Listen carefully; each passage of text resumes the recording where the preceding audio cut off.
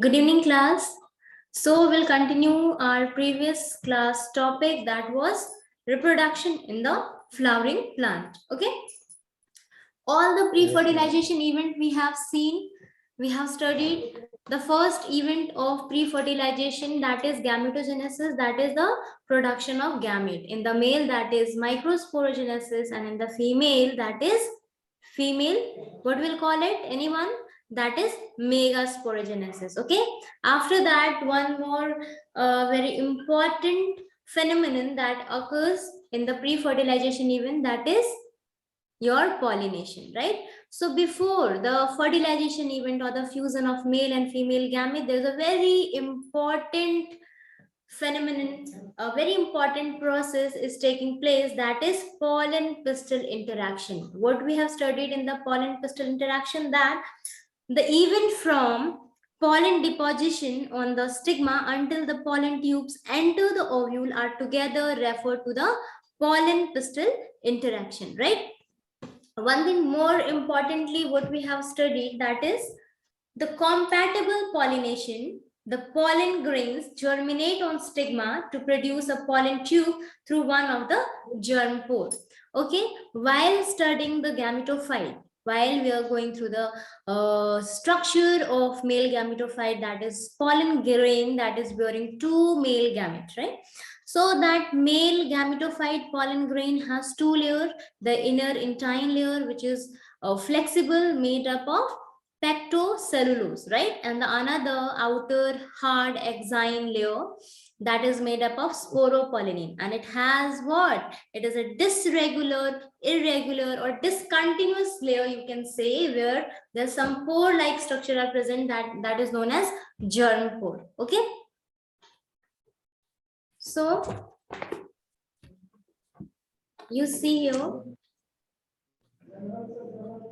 this is the flower, and common, this is your China rose, this is the hibiscus flower. If we see the male gametophyte, that is, okay, the male part, that is stamen, if you can see here, and the female part, the female whorl, that is gynoecium. Okay, so pollen grains from the anther transfers into the stigma of the female gametophyte, that, female part, that is gynoecium.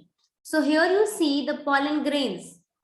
When they are pollinated with the help of pollinating agent, they transfer or they land onto the stigma. What there happens, there's an interaction occurring between the pollen and the pistil. If they are compatible, it will be selected. It will not be rejected. If it is compatible, it will be selected.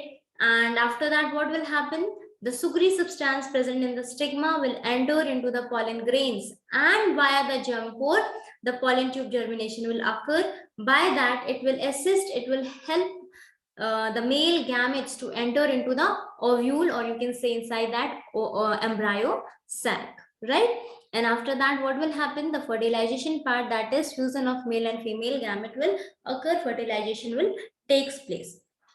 So what was the main motive of taking today's class is that whatever the topic we have completed related to pollen pistil interaction and the pre-fertilization event, and one very important experiment you have to perform related to this topic, and that experiment name is pollen tube germination. Okay, so with the help of Tata Edge class, we'll try to understand this experiment, and after that I will be asking some questions, some viva questions, some quiz question. We'll have fun while learning this concept. Okay, so wait, let me share the screen here.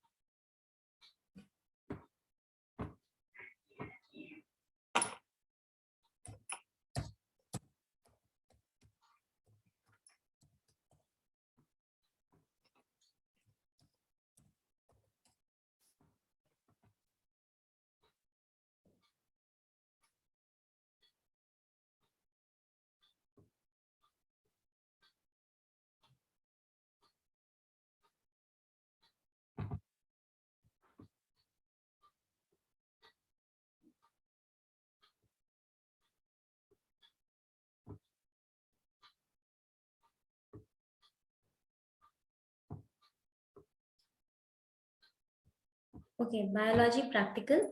As I have already mentioned, there's a very important experiment related to this topic, that is pollen crystal interaction. So,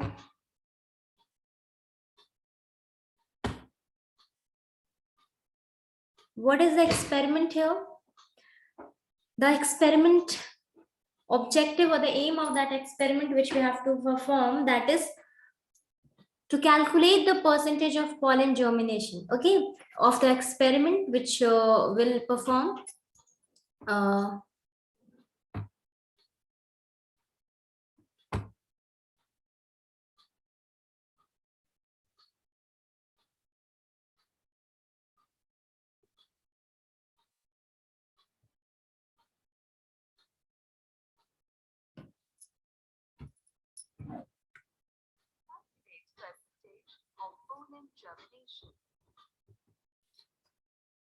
Okay, to calculate the pollen germination, what we have to do?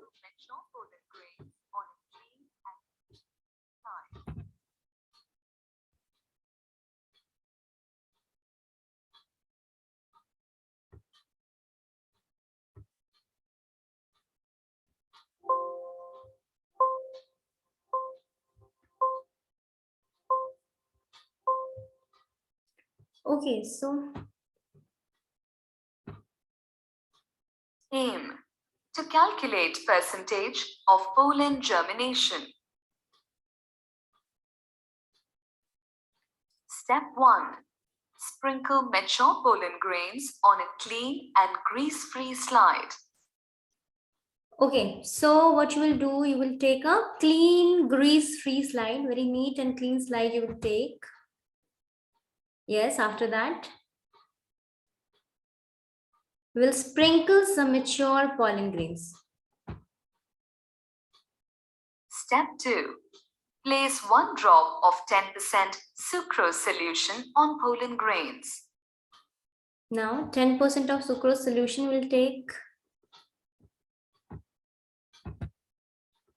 1 drop of sucrose solution is taken, okay? Step 3. Mount a cover slip on it, avoiding air bubbles. Okay. Now what we'll do, we'll take, this is the cover slip, we'll take this without making any bubbles with the help of needle. Step 4. After 10 minutes, observe the slide under microscope. After 10 minutes, we'll observe the slide under the microscope. Step 5. A. Count total number of pollen grains seen in the microscope field. And B. Count the number of pollen grains that have germinated. Okay, so what you will do after doing this experiment, the pollen germination experiment we have seen, you can count the total number of pollen grains in which the pollen tube has came out, has been germinated properly. You can see these are what? These are the pollen grains. Here also I have shown you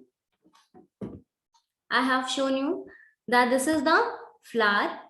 The whorl of flower, the first is your sepal, the petal, the male part, stamen, androecium part, and the female pistil, that is gynoecium 12. Okay. So in that, what you see, these stamen have 2 parts, right? This is the anther, and the long cylindrical part is the filament. Okay.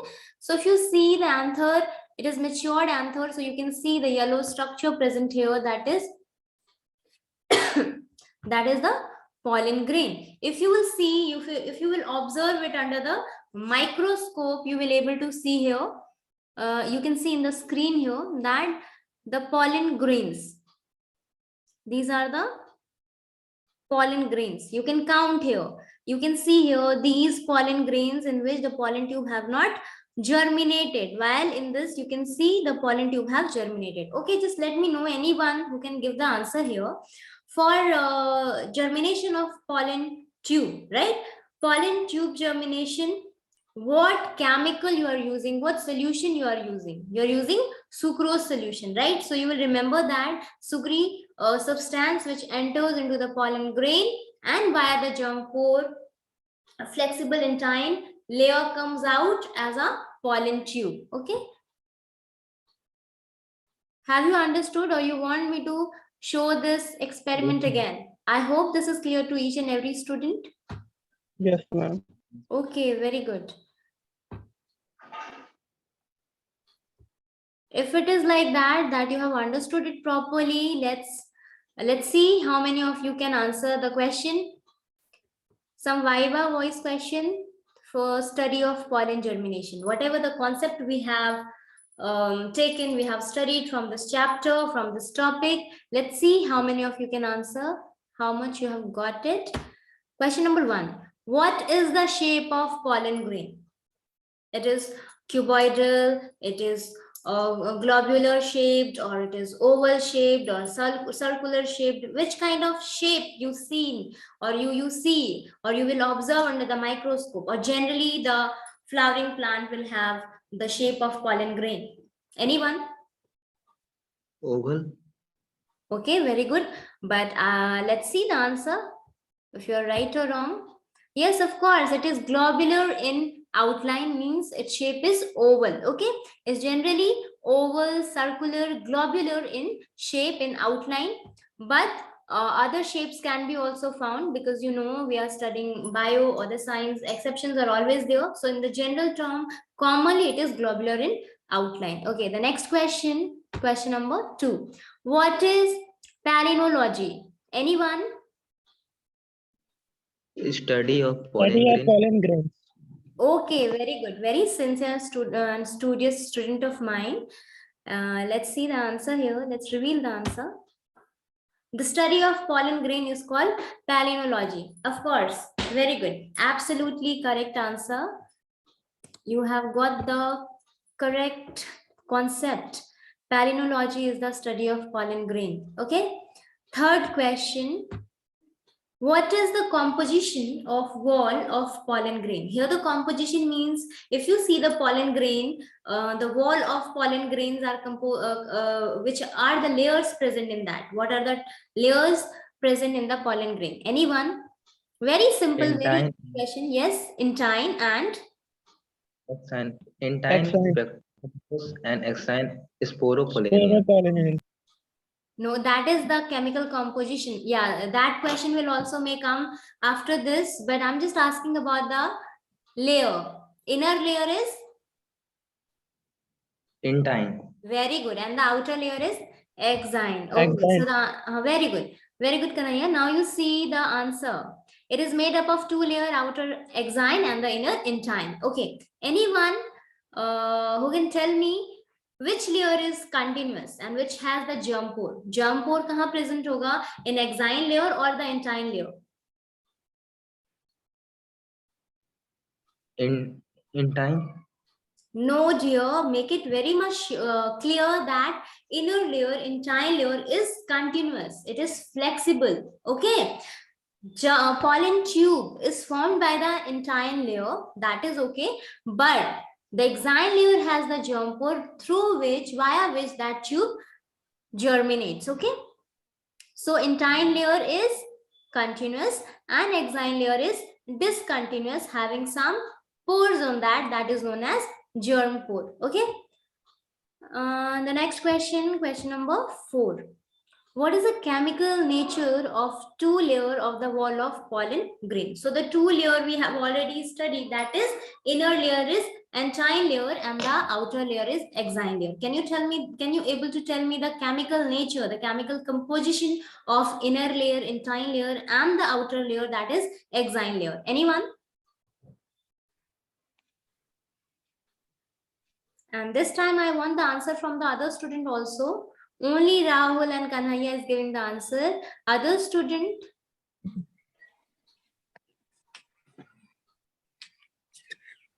Okay, anyone? Okay, I'm giving you half a minute to think. Just take your time and try to give the right answer.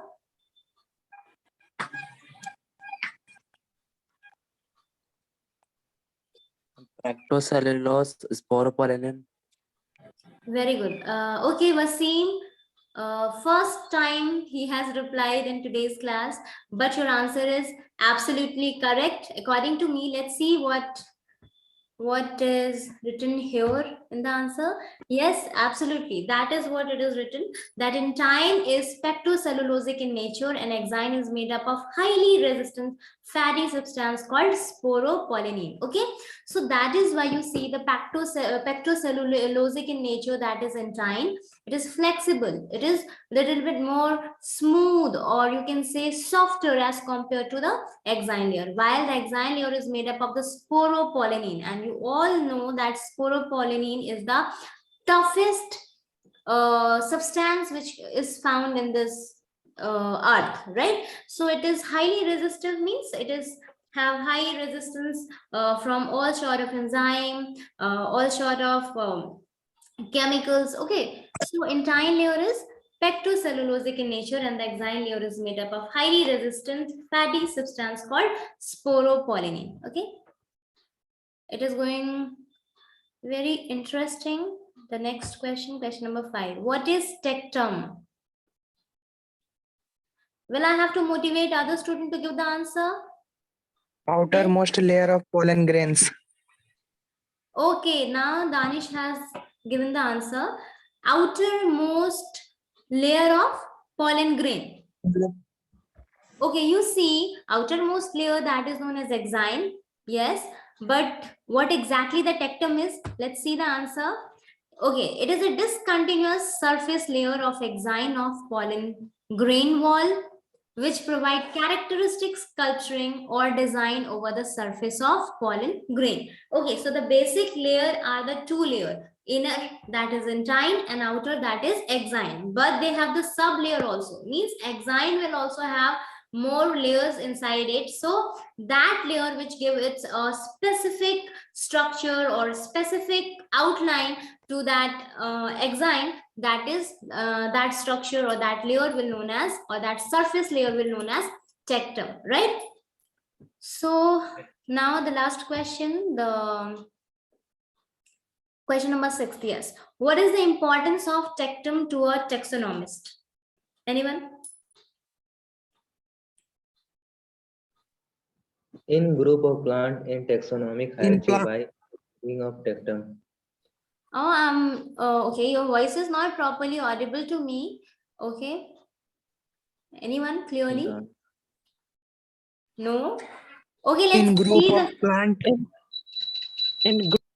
Okay, obviously it will be the plant only, because we are studying about the pollen grain. So pollen grain are the obvious the product or the structure of plant only. So okay, let's try to see the answer here. Let me reveal the answer. Question number 6. Yes, it can help the taxonomist to identify the pollen grains and refer them to their family, genus, or species. What that exactly means? That taxonomist, they have the work of what? Grouping, sorting the things, or sorting the living organism to the hierarchy, some taxonomic hierarchy, right? So by seeing the outermost surface layer of pollen grain, that is tectum, they will identify that type of pollen grain and they will group it, they will refer to their family, genus, or the species. Okay, so this was really fun while going through these viva. There's one more thing here. Let me see. Okay, one more interesting thing is there. Okay, quiz. We don't have much time. Okay, 2-3 quiz we can do here. What is exine part of pollen grain made of? Pollen grains exine part, outer part is made up of what? Sporopollenin. Okay, so you are going to opt for the option D. Anyone with any different answer? Everyone is going with the option D, or someone having different option, some different answer. Ma'am, Everyone. D number. B. B. Okay, the audio is not properly coming to me. It's B or D?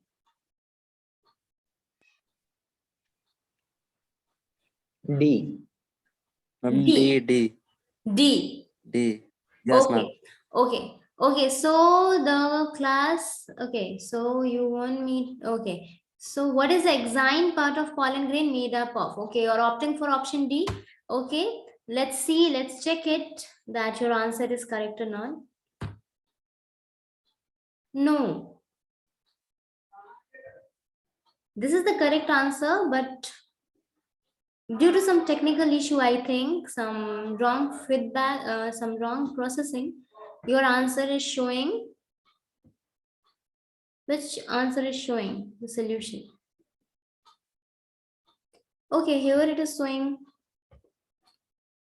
but okay, here the answer is feeded pectocellulose, but this is the part of entine part, right? So the option Yes. which you are opting for, that is option number D, that is sporopollenin, that is the correct answer. Okay, some sort of technical errors can be expected from this gadget, because it cannot be, computer cannot be 100% correct here. Some sort of mistake, some data has been wrongly fed here.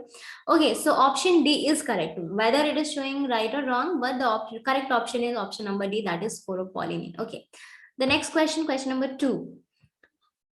The discontinuous surface layer of exine is known as, the outermost layer is exine. Okay, so the discontinuous surface layer of exine is known as the outermost, that giving a specific texture, that outline to the exine is known as, of which option?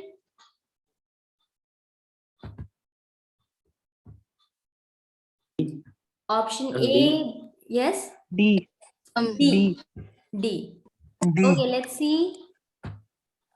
Yes, your answer is correct. All the students who has opted for the option number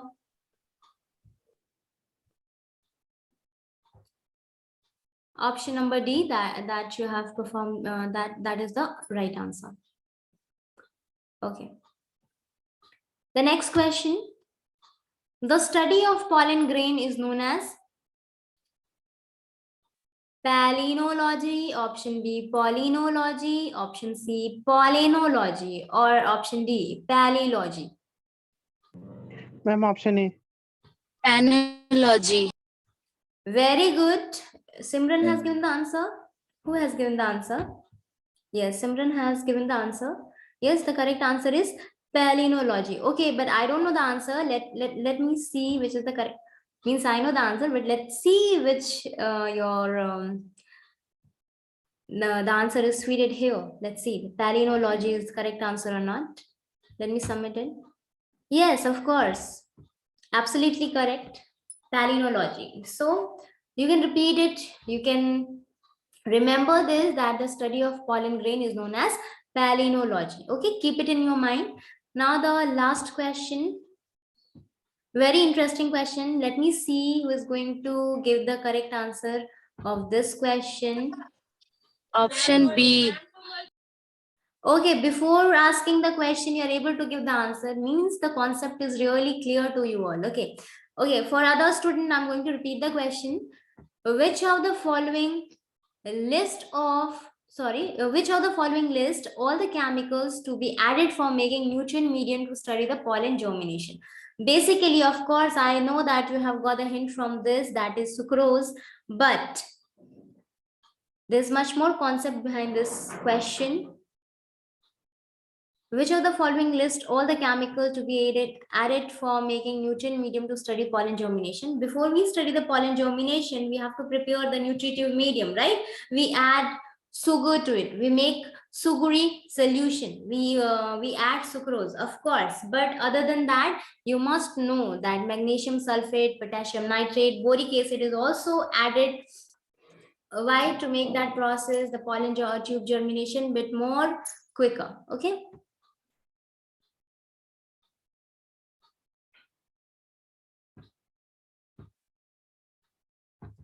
Okay, so the students, which option you will opt for this question? Option A, B, or the last B. option, option D? Yes? Option B. Option B. Everyone is opting for the option B. Yes, let's see. Is it the correct answer or not? Option B. Excuse me. Yes, absolutely. The correct answer is Option B, that is the list of chemicals for making the nutritive medium, that is sucrose, magnesium sulfate, potassium nitrate, and the boric acid. Okay.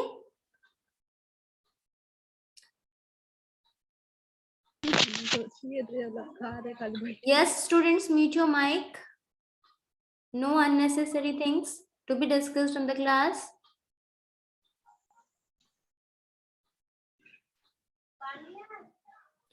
Class, if I'm audible to you all, whenever required, if not required, keep your mic in mute mode. Okay.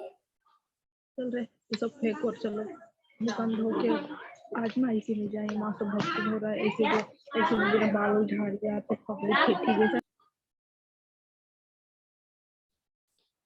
Okay, class. So one reference video I will give you for this experiment, which we have, which your senior schoolmates have, your seniors have performed in the school, in the bio laboratory of your school, that is Radha Govind Senior Secondary Public School. I can show you one glimpse of that video. Okay, wait.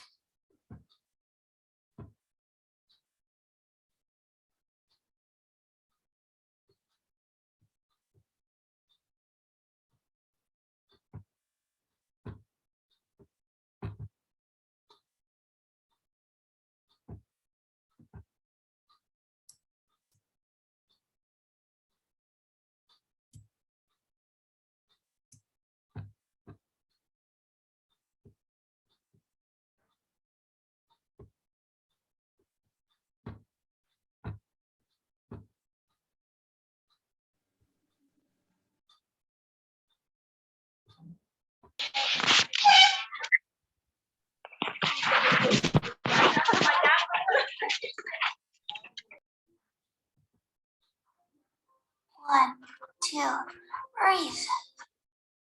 3, 4, and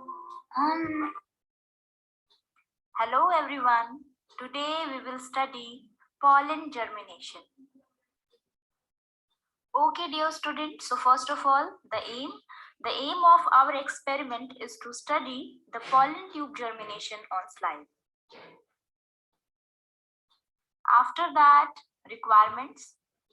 What all we are required for doing this experiment. First of all, we need a compound microscope. Secondly, we will... Yes, class, you can see here pollen germination. One experiment has been done by your senior class, senior schoolmates. You can see here, senior batch, sorry, by your senior batch. You can see the materials which are required for performing this experiment. Freshly plugged seasonal flowers are there. For making nutritive medium, some chemicals are present there, slide, cover sleeve, and of course the microscope. So by performing this experiment, you can see here, we have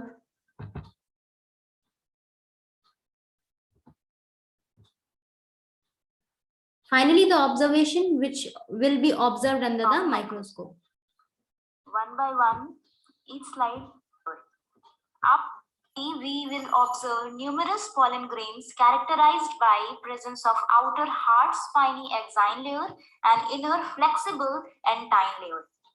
After 30 minutes, we will observe the pollen grains with pollen tubes.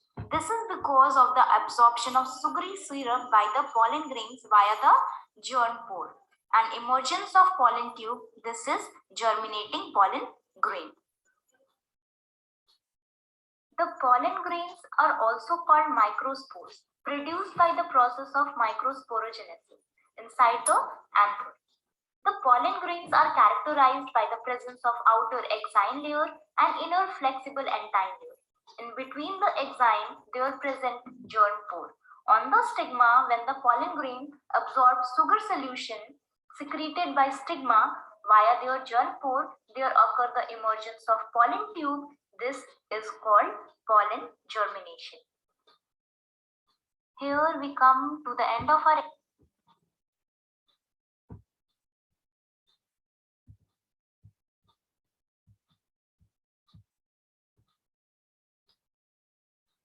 Okay, dear students, so the link of this video will be sent to you in the group. After that, you can refer this video for performing your experiment and the concept regarding the pollen tube germination. I hope it is clear to you, to all the student, and I guess you have find it very much interesting and easy with the help of Tata Edge classes. And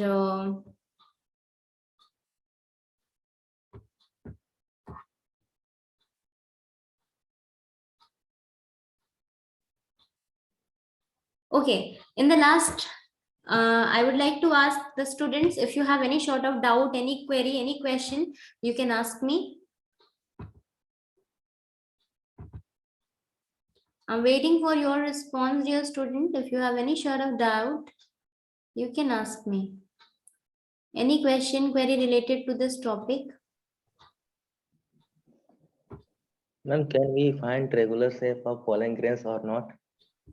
Regular or After irregular? that, requirements. Regular shape. Yes, ma'am. Yes, regular shape and the irregular shape, right? So what is the meaning of regular and irregular? Regular means having the continuous layer, right? So it's entire layer. And the outer layer, that is exine layer, it is discontinuous. It's irregular layer. So of course, if you take without any exception, all the pollen grains will have the irregular layer, that is exine layer. Why? Because there will be the presence of germ pore. Okay, there will be the presence of germ pore, and from that germ pore, pollen tube germination will take place. Germination of pollen tube will take place. So if there will be the regular layer, अगर regular layer रहेंगे, तो how via which the pollen tube germination will take place? So that have to be irregular. There will be the presence of germ pore via which the pollen tube germination will take place. Okay. Anybody else? Any student? Yes, Simran, Danish, Rahul, Kanhaiya, Wasim, Archana, Bhumi, Komal, Nurehan. Anyone having any doubt? Any query, any question? No? Okay, so I hope this is clear to each and every student, the concept of pollen tube germination. In the next class, we have seen, or we have gone through in the previous class and in today's class, we have gone through the pre-fertilization event, that is gametogenesis, formation of gamete and the pollination and all the events sub events inside that, all the phenomena inside that which assist the fusion of male and female gamete to reach to the which event, fertilization event, right? So pre-fertilization event has been completed. In the next class we'll go through the fertilization event. Okay, and specifically tomorrow we'll able to know that why the fertilization in the flowering plant is known as double fertilization. So double fertilization is the unique event seen in the angiosperm, that is your flowering plant. So you see, double fertilization is the unique event seen in the angiospermic plant. So related to that concept we'll study in the next class. Okay, so double fertilization next class में देखेंगे. आज की class में I have tried to give you the concept and the experiment which we have performed related to that topic, that is pollen tube germination, and like this the pre-fertilization event had been completed. So your class end here, student. This is all for today's class. We'll meet tomorrow in the same timing. Thank you, class. Thank you, ma'am. Thank you, ma'am. Thank you, ma'am. Thank you, ma'am. Thank you, ma'am.